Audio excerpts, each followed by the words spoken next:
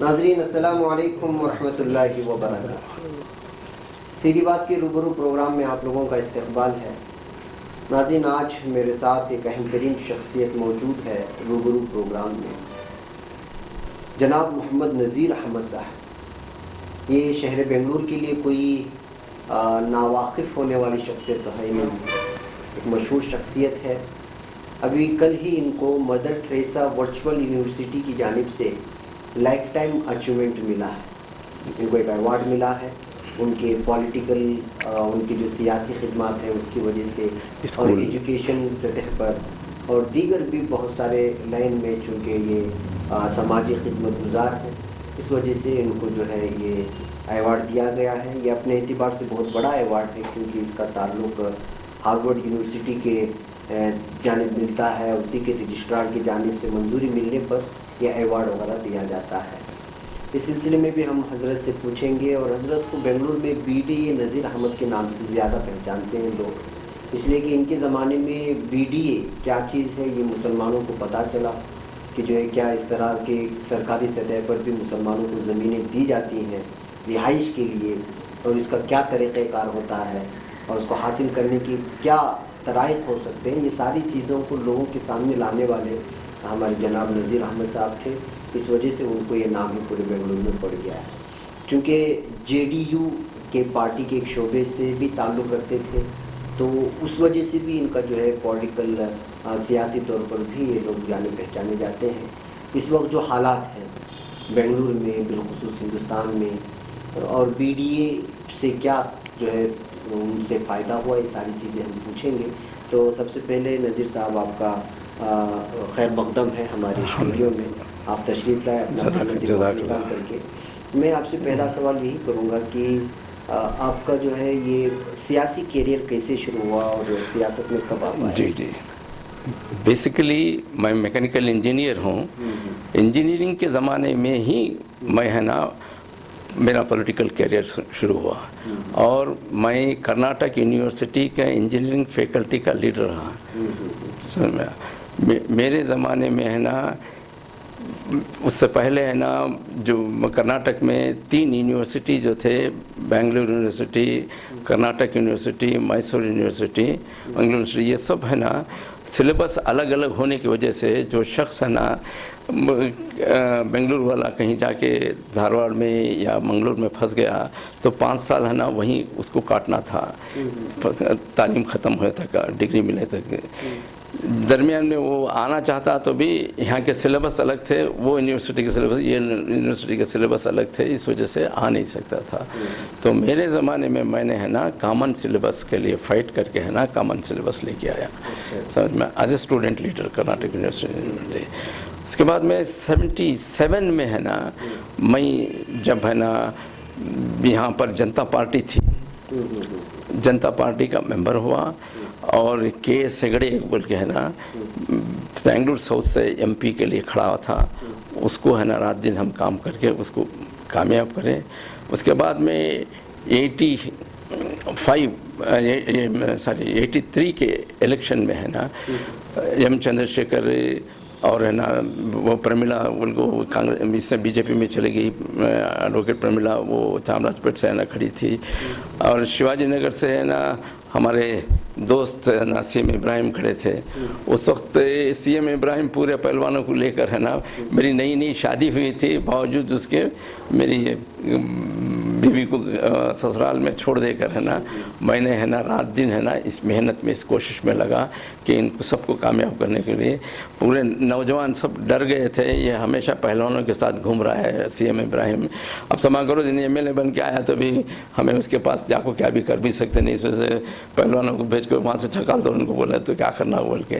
तो मैं एक मीटिंग बुलाया पूरे नौजवानों की, गोल्डन हैचरी कमाल उनके घर में शिवाजी नगर में, पूरे नौजवानों की मीटिंग बुलाकर है ना मैं इस पर एतमाद कायम करके है ना वो जीते CM इब्राहिम।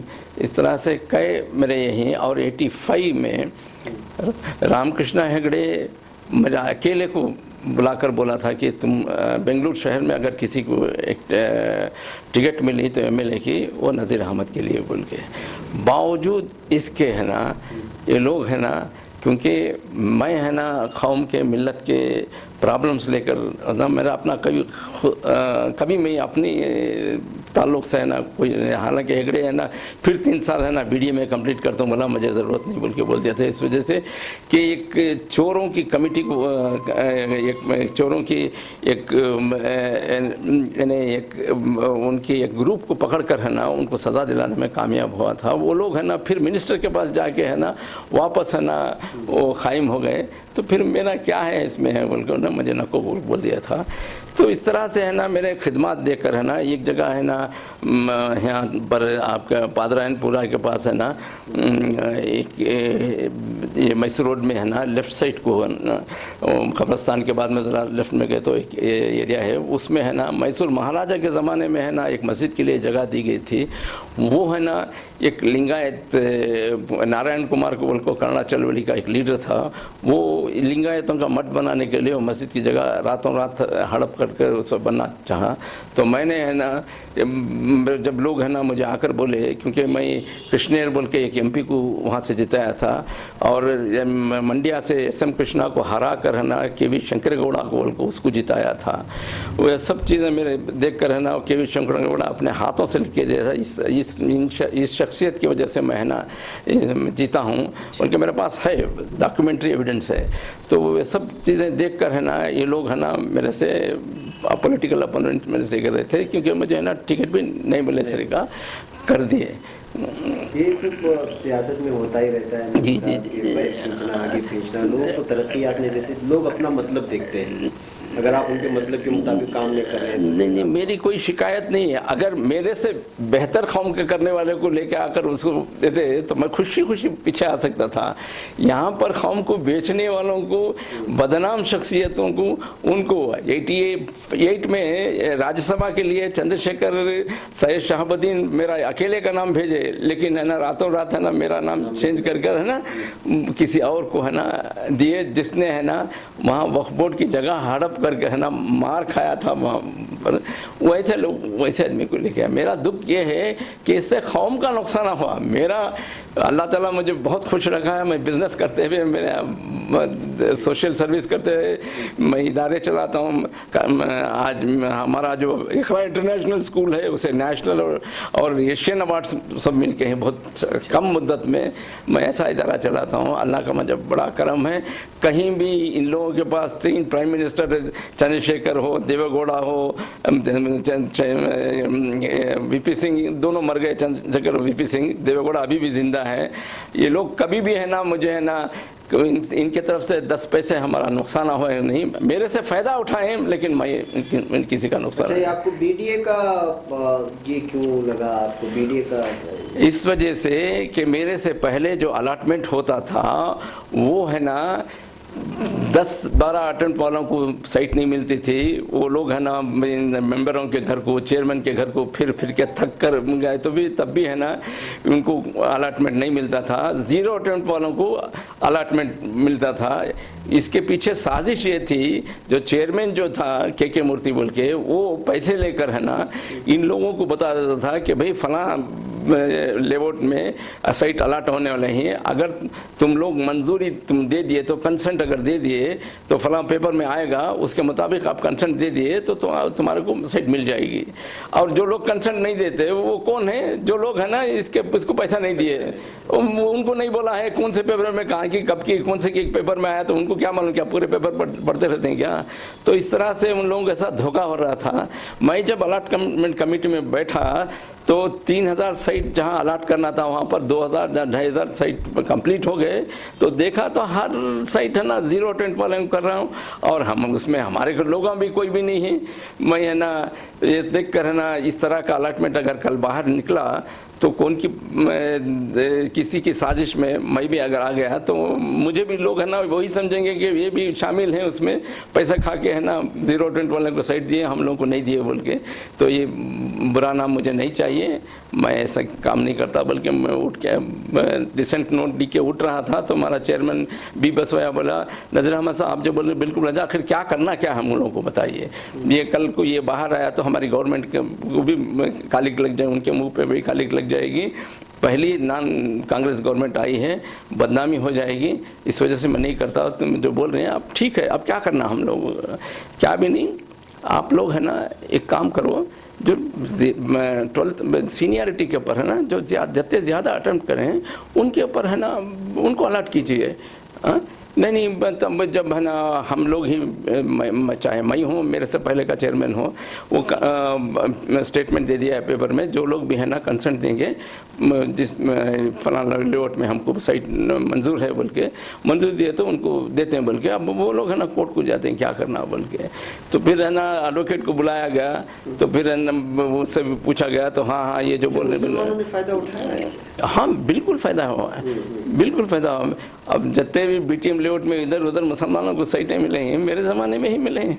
अच्छा जी, BTM लेआउट जी जी जी जी मेरे ज़माने में BTM लेआउट फार्म हाउस, अच्छा, अलॉटमेंट मेरे ज़माने में हो BTM लेआउट का, समझ में। तो फिर है ना इन लोगों को है ना, जब एडवोकेट आके पूछा ठीक है अब क्या करना, सीनियरिटी पे देना ज़रूरी है, लेकिन है ना अब कंसेंट वाले का क्या करेंगे। तो मैंने उस वक्त मैं अपने आप से तरफ से सजेशन दिया, अच्छा उसके लिए भी मैं आपको आंसर दूंगा कि सपोज दोनों अटेम्प्ट बराबर हैं, उस 6 अटेम्प्ट किया, ये भी 6 अटेम्प्ट किया, ये भी 6 अटेम्प्ट किया, उसके साथ कंसेंट भी दिया, जो consent plus 6 attempt equal attempt हैं, उसके ऊपर कंसेंट भी दिया, तो उसको दे दीजिए। जहाँ पर है ना अटेम्प्ट्स कम हैं, जिसके अटेम्प्ट ज़्यादा हैं उसको दीजिए, ज़्यादा कम है अटेम्प्ट वाले के साथ ये कंसेंट भी अगर रहा तो ज़्यादा अटेम्प्ट के बराबर नहीं होता, क्योंकि कंसेंट इस रद्दी पेपर पर दिया गया, प्लेन पेपर पे दिए गए हैं, लेकिन आपका जो है एप्लीकेशन जो है BDA के अप्रूव्ड फॉर्म पर है और उसके पैसे भी जो है दिया है उसने, तो फिर है ना वो ये कैसे बराबर हो सकते हैं। तो इस वजह से आपको कोर्ट का भी मसला है, अगर वो स्टे लेके आएंगे उनको इक्वल अटेम्प्ट में with consent you give him, without equal attempt with consent also you don't give him, जिसके ज़्यादा कंसर्न अटेम्प्ट्स हैं उसको दीजिए बोल के वो मेरी ये मान गई। इसी के तरह से है ना अलॉटमेंट हुआ तो हमारी गवर्नमेंट को है ना इतनी इज्जत में अपोजिशन वाले उठकर ट्रेजरी बेंच वालों के पास जाके शुक्रिया अदा किए, और उस वक्त एक मिनिस्टर PGR सिंधिया बोल के मिनिस्टर था, वो है ना होम मिनिस्टर शायद क्या था, वो हम लोग को बुला के है ना आप हमारी गवर्नमेंट की इज्जत बचा लिए आप लोग है ना, उनको है ना, तो उसने ना ऐसा ट्रेजरी बेंच अपोजिशन वाले आकर हमको सब शुक्रिया अदा करे, बहुत अच्छा फेयर ये हुआ बोल के। इसी वजह से जी आपने बहुत अच्छा काम किया। BDA में मुसलमानों को पता नहीं चलता था, उर्दू अखबार आता नहीं था, आपके ज़माने में उर्दू अखबार नोटिस भी आनी शुरू हो गई, बहुत सारी चीज़ें। अब मैं आपको एक सवाल ये करूँगा कि इस वक्त बिलखुसूस बेंगलुरु में ही नहीं, कर्नाटक के मुसलमान इस वक्त एक कंपनी की वजह से बड़े परेशान हैं, IMA की वजह से। उसका जो चीफ है वो भाग गए हैं। जी। ऐसे हालात में आप क्या कहना चाहेंगे कि जो है आप एक समाजी खिदमत गुजार हैं, आप क्या समझते हैं बहरान से कैसे निकाला जा सकता है? देखिए ये कंपनी एक दिन में शुरू हुई, दूसरे दिन बंद नहीं हुई है। ये कंपनी 13 या 14 साल चली है। 13-14 साल चली है तो इनकम टैक्स में भी भरी है, और है ना दूसरे जितने भी मंजूरी होना चाहिए फाइनेंशियल इदारा चलाने के लिए, तमाम मंजूरियों को वो अगर नहीं लिया है तो फिर उसको है ना पहले से ही उस पर है ना पाबंदियाँ लगाना चाहिए था। 14 साल चलने के बाद में है ना वो बेचारा है ना कुछ गलती से कुछ लोगों को है ना दबाव में, किसी के दबाव में किसी को पैसा दे दिया, मुझे मालूम नहीं, मुझे जो जहाँ तक मैं सुन रहा हूँ बहुत से लोगों को इसने पैसा दे दिया, इस वजह से ये इस तरह की इसमें फंस गया है बोल के। तो फिर अगर वो बात सही है तो फिर है ना वो जो लोग पैसा लिए हैं, इसको डुबाए हैं, उन लोगों की तहकीक अगर होना है तो सबसे पहले गवर्नमेंट को ये बात की जिम्मेदारी होना चाहिए, कहीं भी हो मंसूर को लेके आए, अपनी कस्टडी में लेकर उसको उसके जान की हिफाजत करके ना लेके आके है ना रूबरू है ना जो है वो है ना मालूम करें। मालूम करने के बाद में मैं किसी के ऊपर इल्ज़ाम लगाना नहीं चाहता, किसी को है ना सिफारिश भी करना नहीं चाहता। जो है अगर मैं भी उसमें मुलविस है तो मेरे बारे में भी कार्रवाई चलाए, और जो भी हक बनता है वो पब्लिक का पैसा है, इसकी गलती ये है कि पब्लिक का पैसा उठाकर किसी को दिया, ये सबसे बड़ी गलती इसने किया है। अगर गलती से अगर हो भी गया है तो पब्लिक का पैसा है ना जो लोग खाए हैं उन लोगों से लेकर है ना फिर पब्लिक को दिलाना ये गवर्नमेंट की जिम्मेदारी है। और किसी तरह से उसको अपनी कस्टडी में लेके उसकी जान की हिफाजत करके लेके आके है ना सामने है ना उसका स्टेटमेंट लेके है ना जो लोग भी इसमें मुलविस हैं उनके ऊपर क्या कार्रवाई करना, हम हक तौर पर किसी की सिफारिश नहीं, किसी का ये नहीं मेरा आदमी उसका आदमी, ये पार्टी वो पार्टी, कुछ नहीं है। गलती किया है, कौन गलती किया है उसका क्या, उसकी क्या गलती की क्या गलती कितनी गलती किया है उसके मुताबिक है ना उसका जो पैसा जो हड़प किया है वो पैसा है ना पब्लिक को मिलना चाहिए, पब्लिक को देना चाहिए। सही बात है, इसलिए ये पब्लिक बड़े परेशान है जी इन सियासतदानों और ताजिरों के दरमियान में फंस करके। एक और नज़ीर साहब इस वक्त ये तो हमारी मकामी जो प्रॉब्लम थी, एक प्रॉब्लम्स वो है जो हमारी कौमी सतह पर है, मुसलमान हो या मूल निवासी हो या दलितों को है, एक मखसूस कौम या मखसूस सोच रखने वालों की जानिब से बहुत ज़्यादा टॉर्चर किया जा रहा है, मारा जा रहा है, मुख्तलिफ़ किस्म के नारे लगवाए जा रहे हैं। इस बीच के 2-3 मुझे अफसोस तरीन एक वीडियोस कल मिले कि इसके रद्द अमल में कुछ हमारे लोग भी आ रहे हैं सोशल मीडिया में भड़काऊ भाषण दे रहे हैं कि मुसलमान कम नहीं है, उनके बाजुओं में भी ताकत है। क्या ये एक किस्म का जो है खाना जंगी की तरफ नहीं बढ़ रहा है मुल्क?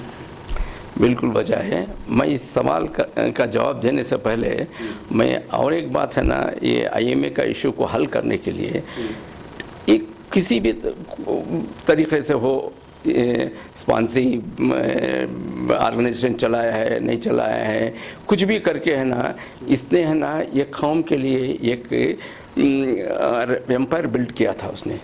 चाहे स्कूल्स लो, चाहे सोहना जो इससे पहले जो दूसरे लोग लूटते थे मुसलमानों को, वेस्टेज और है ना मेकिंग चार्ज वो बोल के है ना मुसलमानों को लूटते थे, वो सब को है ना मिनिमाइज करके है ना इसने मुसलमानों की यानी उनको सस्ते दाम पर सही इस पर है ना जो उनको जेवरात देता था और बग़ैर इंटरेस्ट के है ना वो जेवरात रख के पैसे देता था और कितने के गरीबों के घरों को चलाता था और मेडिसिन है ना 20% जी डिस्काउंट में देता था।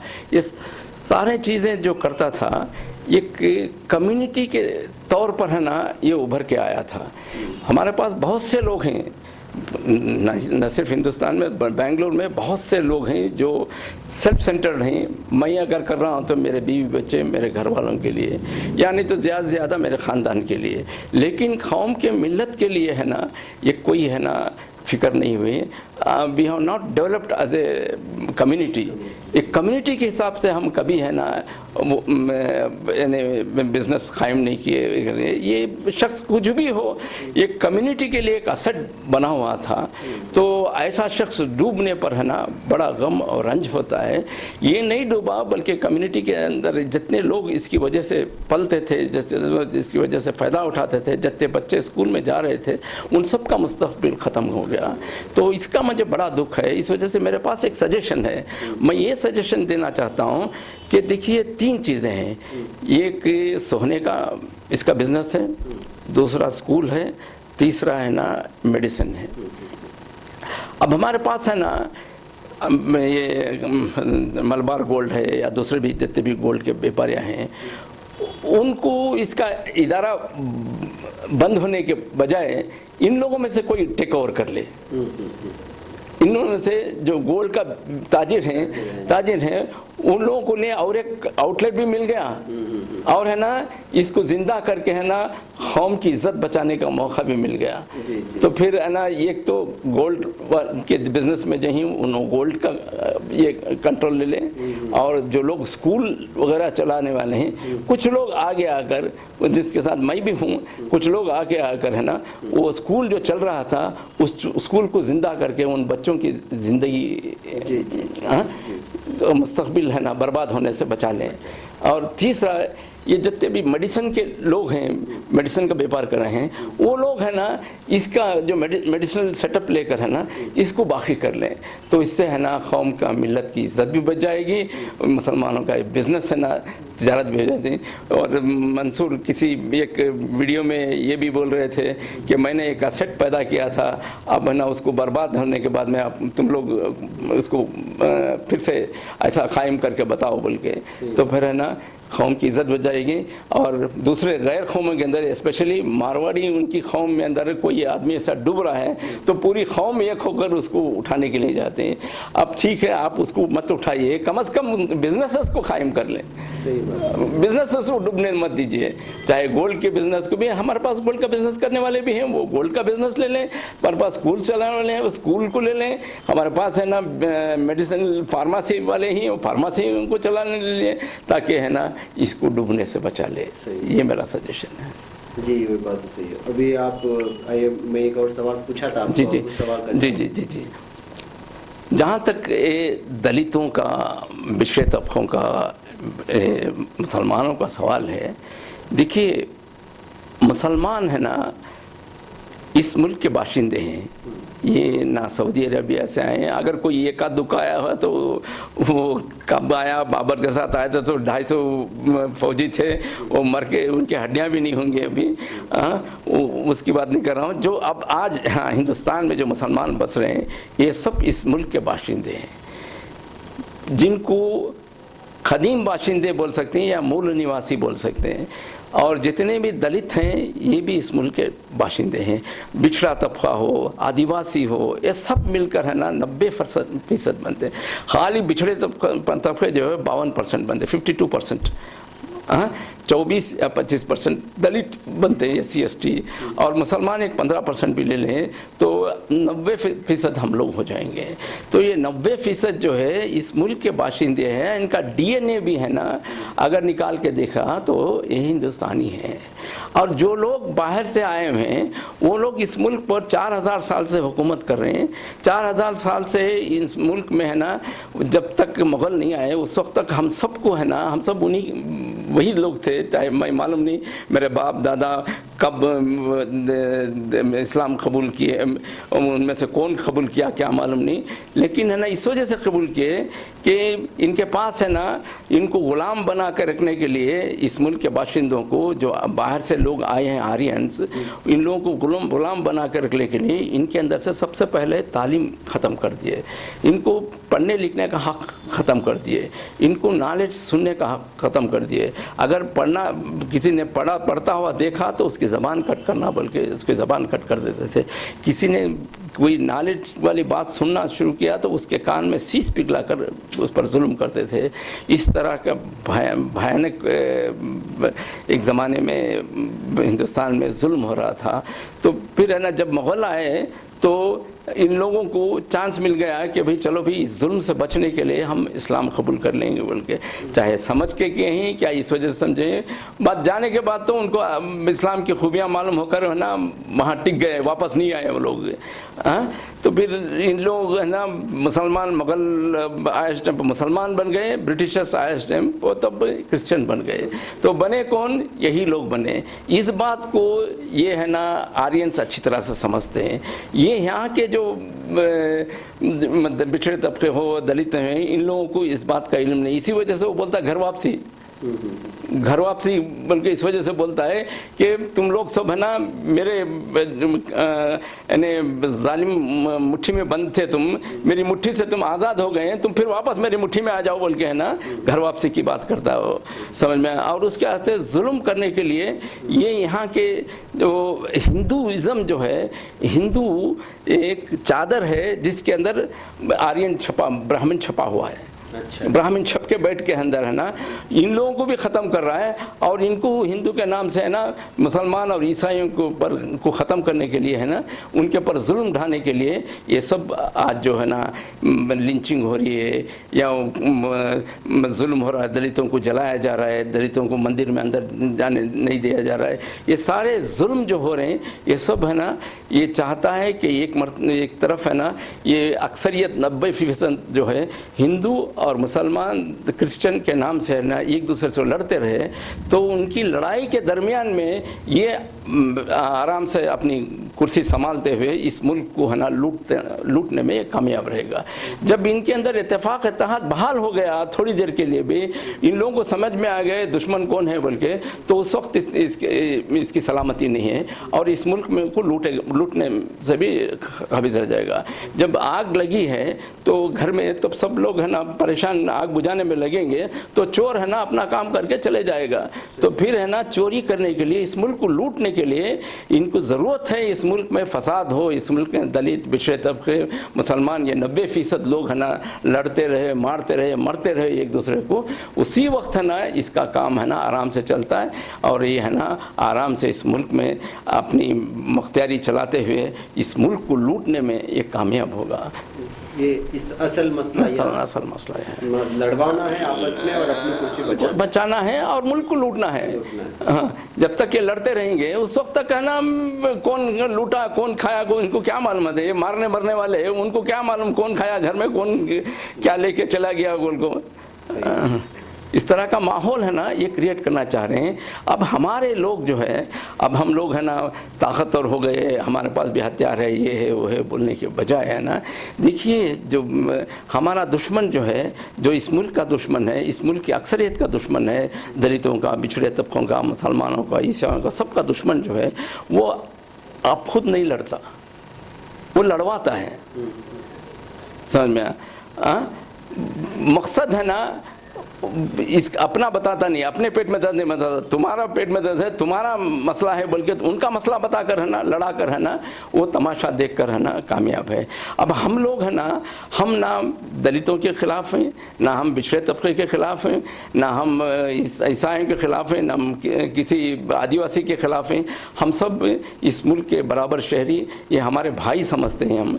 हमको है ना उनकी लड़ाई लड़ने के बजाय है ना हम अपनी खुद की लड़ाई भी नहीं लड़ रहे हैं। और जब उनके ऊपर जुल्म होता रहा तो हम लोग है ना वो उन पर हो रहा है बोल खामोशी इख्तियार करने की वजह से आज है ना हमारा खुद का घर जल रहा है, तो सारी दुनिया तमाशा देख रही है। अगर जैसे मुसलमान पहले खरियों के अंदर हमारे बाप दादाओं से सुना एक एक आदमी मुसलमान खरिये में रहता, तो उस मुल्क उस खरिये में है ना जब तक है ना कोई इंसाफ नहीं होती थी, मुसलमान कोई आया नहीं तो साहब नहीं साहब आंधे तब इंसाफ करेंगे बोल है ना, कोई इंसाफ भी नहीं करते थे इंतज़ार करते थे इस वजह से कि वो दवा बने थे। आज हम मर्ज बन चुके हैं, इस वजह से हमारे पर जो जुल्म हो रहा है तो कोई हमको बचाने को नहीं रहा। आज फिर से वही ये करना है हम लोगों को, अपना लड़ाई अपने लड़ने के बजाय जब दूसरों के ऊपर जुल्म होता है तब उस वक्त है ना मुसलमान है ना मजलूमों की, अल्लाह ताला खुद फरमा रहा है मजलूमों का साथ दो